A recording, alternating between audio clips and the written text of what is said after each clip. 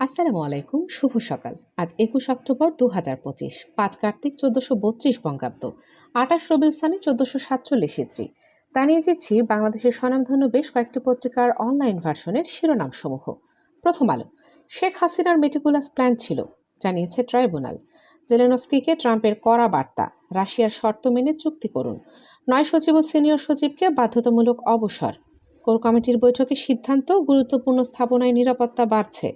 এদিকে ফরিদপুরে একে আজাদের গণসংযোগে যুবদলের হামলা, একে অপরের বিরুদ্ধে পাল্টা অভিযোগ। প্রধান উপদেষ্টাকে ৬ আন্তর্জাতিক সংগঠনের চিঠি, গুম খুনের বিচার নিশ্চিত, আওয়ামী লীগের কার্যক্রমে নিষেধাজ্ঞা প্রত্যাহারের আহ্বান। জগন্নাথ ছাত্রদল নেতা খুন, প্রধান সন্দেহভাজন মাহিরকে থানায় দিলেন তার মা। ৯ সচিব ও সিনিয়র সচিবকে বাধ্যতামূলক অবসর। নারী ওয়ানডে বিশ্বকাপ, এভাবেও ভেঙে পড়া যায়, অবিশ্বাস্য হারে বাংলাদেশের বিদায়। চলে যাচ্ছে দৈনিক ইত্তেফাক পত্রিকার পাতায়। প্রধান উপদেষ্টাকে ৬ আন্তর্জাতিক সংগঠনের চিঠি, গুম খুনের বিচার নিশ্চিত, আওয়ামী লীগের কার্যক্রমে নিষেধাজ্ঞা প্রত্যাহারের আহ্বান। ৯ সচিবকে বাধ্যতামূলক অবসরে পাঠালো সরকার। তত্ত্বাবধায়ক সরকার বাতিলের রায়ের বিরুদ্ধে আপিল শুনানির কার্যতালিকায়। এদিকে নতুনভাবে নির্ধারিত হচ্ছে সরকারি কর্মকর্তাদের সম্মানী। ইসি ৩৩৪ কর্মচারীর পুলিশ ভেরিফিকেশনের নির্দেশ। জন্ম নিয়ে বাপের সঙ্গে পাল্লা দিও না, বলেছেন গোলাম পরোয়ার।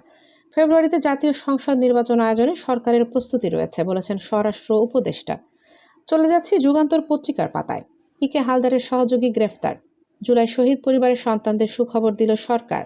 রোহিঙ্গাদের সহায়তায় $৫০ লাখ অনুদান দিল দক্ষিণ কোরিয়া। জুলাই যোদ্ধাদের সঙ্গে ঐকমত্য কমিশনের বৈঠক, সংঘর্ষের ঘটনায় দুঃখ প্রকাশ। শাপলা প্রতীক নিয়ে নতুন সিদ্ধান্ত নির্বাচন কমিশনের। ভারতের সঙ্গে 10 চুক্তি বাতিলের তথ্য আসিফের, কি বললেন পররাষ্ট্র উপদেষ্টা তা জানা যাবে। ৯ সচিবকে বাধ্যতামূলক অবসরে পাঠালো সরকার। নতুন পে স্কেল কার্যকর কোন মাসে তা জানা যাবে। সাবেক 2 সেনা কর্মকর্তার দেশ ত্যাগে নিষেধাজ্ঞা। সাব রেজিস্ট্রার নিয়োগে নতুন বিধিমালা। 97% বেতন বৃদ্ধির প্রস্তাব, কোন গ্রেডে কত নির্ধারণ। চলে যাচ্ছি আমার দেশ পত্রিকার পাতায়। ৯ সচিবকে বাধ্যতামূলক অবসরে পাঠালো সরকার। হাসিনা বনাম আমার দেশ লড়াই শুরু যেখান থেকে। এই পত্রিকা দিয়েই নব্য ফ্যাসিবাদের বিরুদ্ধে লড়াই করে যাব, বলেছেন মাহমুদুর রহমান। জুলাই শহীদ পরিবারের সন্তানদের যে সুখবর দিল সরকার। ভারতের সঙ্গে চুক্তি বাতিল নিয়ে যা বললেন পররাষ্ট্র উপদেষ্টা। এস আলমের ৮,০০০ কোটি টাকার শেয়ার অবরুদ্ধ। আতিউর বরকাত সহ ২৬ জনের বিরুদ্ধে দুদকের চার্জশিট। সরকারি কর্মচারীদের নতুন বেতনের নির্ধারণে খসড়া প্রস্তাব চূড়ান্ত। জবি ছাত্রদল নেতা জোবায়েদ হত্যার অভিযোগে আটক ৩ জন। শতাব্দীর পর শতাব্দী আলোচিত হবে জুলাই শহীদদের গল্প, বলেছেন মাহমুদুর রহমান। মাত্র ৫ বছরে ১.৫ কোটি টাকার সম্পদের মালিক আওয়ামী লীগের মেয়র। সবশেষে চলে যাচ্ছি নয়াদিগন্ত পত্রিকার পাতায়। ওএসডি থাকা ৯ সচিবকে বাধ্যতামূলক অবসর। এদিকে জগন্নাথ বিশ্ববিদ্যালয়ের ছাত্রদল নেতা হত্যা, অভিযুক্ত মাহিরকে পুলিশে দিলেন মা। ফেব্রুয়ারিতে নির্বাচন আয়োজনে সরকারের প্রস্তুতি রয়েছে, বলেছেন স্বরাষ্ট্র উপদেষ্টা। ডেঙ্গুতে আরও ৪ মৃত্যু, হাসপাতালে ভর্তি ৯৪২ জন। ভারতের সাথে বাতিল হলো 10 চুক্তি।